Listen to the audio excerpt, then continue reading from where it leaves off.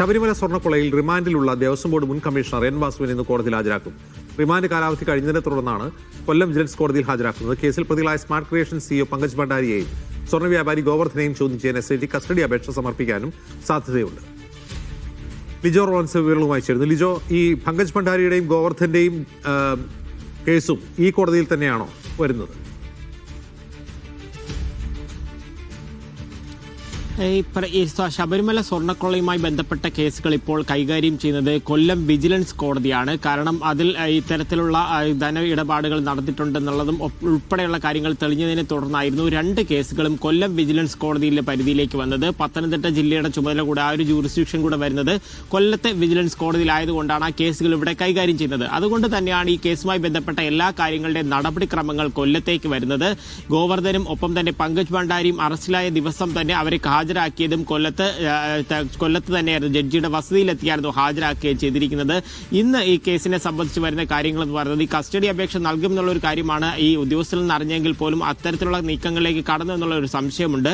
നാളെ കോടതി അടച്ചു കഴിഞ്ഞാൽ പിന്നെ അത് 29-ാം തീയതി മാത്രമായിരിക്കും കൊല്ലത്തെ വിജിലൻസ് കോടതി പ്രവർത്തിക്കുക. അതുകൊണ്ട് തന്നെ ഒരുപക്ഷെ കസ്റ്റഡി അപേക്ഷ നൽകാനുള്ള ഒരു സാധ്യതയുമുണ്ട്. മറ്റൊരു പ്രധാനപ്പെട്ട കാര്യമെന്ന് പറയുന്നത് എൻ വാസുവിനെ സംബന്ധിച്ചിടത്തോളമാണ്. ഇത് 2ാം തവണയാണ് വീണ്ടും എൻ വാസുവിന്റെ റിമാൻഡ് കാലാവധി നീട്ടുന്നതിന് വേണ്ടി കോടതിയിലേക്ക് ഹാജരാക്കുന്നത്. കഴിഞ്ഞ തവണയെല്ലാം തന്നെ റിമാൻഡ് നീട്ടിയിട്ടുണ്ടായിരുന്നു. ജാമ്യ ഹർജി ഉൾപ്പെടെയുള്ള കാര്യങ്ങളെല്ലാം തള്ളുകയും ചെയ്തിട്ടുണ്ടായിരുന്നു. വാസുവിനെ സംബന്ധിച്ചിടത്തോളം ഇപ്പോൾ ഈ മൊഴികൾ കൂടെ വന്നതിന്റെ അടിസ്ഥാനത്തിൽ വാസുവിനും ഒപ്പം തന്നെ പത്മകുമാറിനും കൂടുതൽ കുരുക്കുകൾ മുറുകുന്നു എന്നുള്ള ഒരു കാര്യം തന്നെയാണ് ഏറ്റവും പ്രധാനം.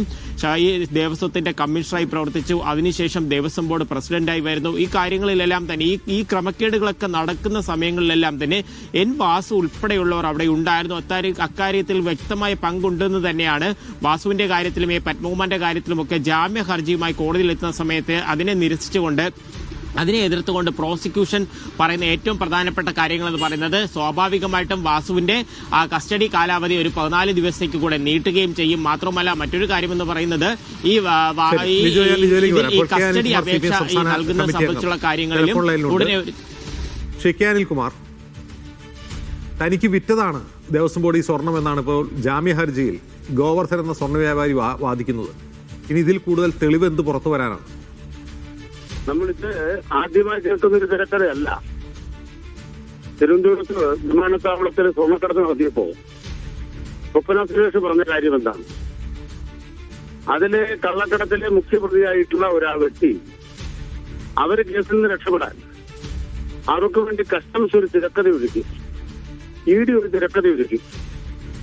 അതേ രീതിയിൽ ഈ കേസിലെ കള്ളത്തരം കാണിച്ച പൂർത്തിയെയും ഗോവർദ്ധനെയും രക്ഷപ്പെടുത്താൻ രമേശ് ചെന്നിത്തലയും VD സതീശനും ആരംഭിച്ച ഏറ്റവും പ്രധാനപ്പെട്ട ഒരു പ്രകടനം എന്താണ്?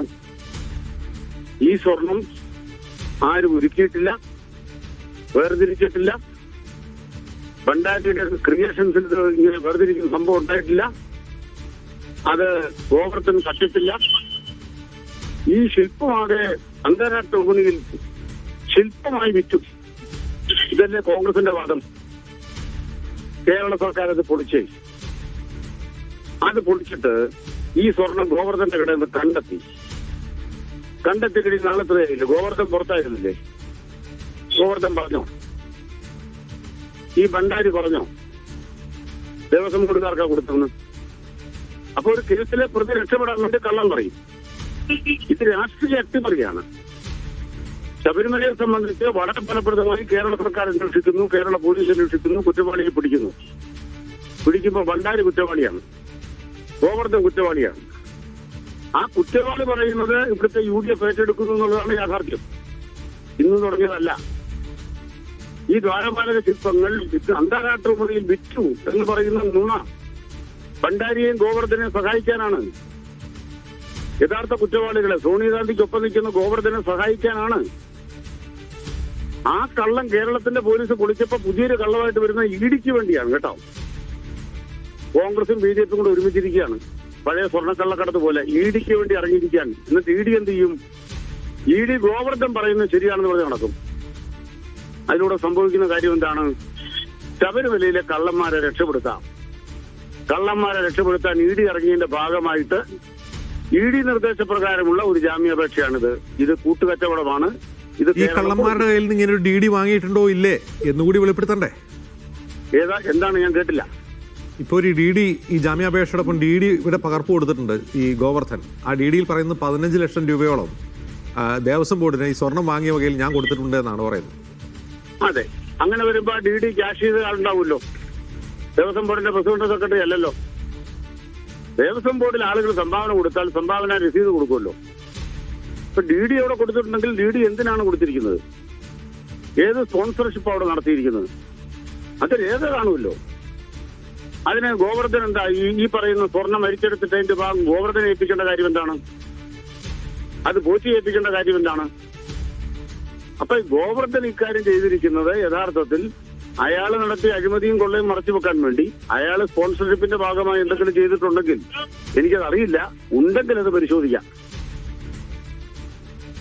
അതല്ല, ഇക്കാര്യത്തിൽ ദേവസ്വം ബോർഡ് പ്രസിഡന്റുമാരും സെക്രട്ടറിമാരും, അതായത് N. വാസുവും പത്മകുമാറും അവരറിയാതെ സ്വർണ്ണം അവിടെ നിന്ന് പുറത്തു പോയില്ലല്ലോ. അതാണല്ലോ പ്രശ്നം. അപ്പോ ഇപ്പോൾ വരുന്ന പുതിയ വിവരം അത് ഞങ്ങൾ കട്ടുകൊണ്ട് പോയതല്ല, ഞങ്ങൾ കാശ് കൊടുത്ത് വാങ്ങിയതാണെന്നുള്ള വാദമാണ് ഉന്നയിക്കുന്നത്. അജിൻസ് രാവിലെ തന്നെ ഇങ്ങനെ പറയരുത്. എന്താ കാരണം അറിയാം? അവിടുത്തെ ദേവസ്വം ബോർഡ് തീരുമാനം ഉദ്യോഗസ്ഥന്മാർക്ക് കൈകാര്യം ചെയ്യണമെന്നാണ്. ഉദ്യോഗസ്ഥന്മാർ കൈകാര്യം ചെയ്യണമെന്നുള്ള തീരുമാനം ഉദ്യോഗസ്ഥ തലത്തിൽ നിന്നും പോറ്റിയുടെ തലത്തിലേക്ക് മാറ്റി. അങ്ങനെ ഉദ്യോഗസ്ഥ തലത്തിൽ നിന്നും പോറ്റിയുടെ തലത്തിലേക്ക് ആരാണ് മാറ്റിയത്? അതൊക്കെ അന്വേഷണത്തിന്റെ ഭാഗമാണ്. ഇനിയിപ്പോ അതിന്റെ ഇടപെട്ട് തർക്കിക്കേണ്ട കാര്യമില്ല. അതിൽ ആർക്ക് പങ്കുണ്ട്, ആർക്ക് പങ്കില്ല, കേരള പോലീസ് തീരുമാനിക്കട്ടെ. അത് തീരുമാനിച്ച് മുഴുവൻ കുറ്റവാളിയെ പുറത്ത് കൊണ്ടുവരുമല്ലോ. അതിലൊന്നും ഒരു വിട്ടുവീഴ്ചയുടെ പ്രശ്നം നമുക്കില്ലല്ലോ. ശരി, നമ്മുടെ മുമ്പിൽ ഇപ്പൊ ലഭ്യമായ വസ്തുത ഈ ഗോവർദ്ധൻ മോഷ്ടാവാണ്. അയാളുടെ സ്വർണം പിടിച്ചിട്ടുണ്ട്. അയാള് പറയുന്ന വേദവാക്യമാക്കാൻ ED ഒരുമ്പെടുന്നു. ED-യുടെ കേസ് ഇതാണ്. ED-യുടെ കേസാണ് ഇപ്പൊ ഗോവർദ്ധൻ പറയുന്നത്. അത് ശബരിമല കേസ് അട്ടിമറിക്കാനാണ് എന്നാണ് ഞങ്ങളുടെ ആക്ഷേപം. ശരി, ED ഈ കേസിലേക്ക് വരുന്നത് ശബരിമല കേസ് അട്ടിമറിക്കാൻ വേണ്ടിയാണെന്നാണ് K. അനിൽകുമാറിന്റെ ആരോപണം.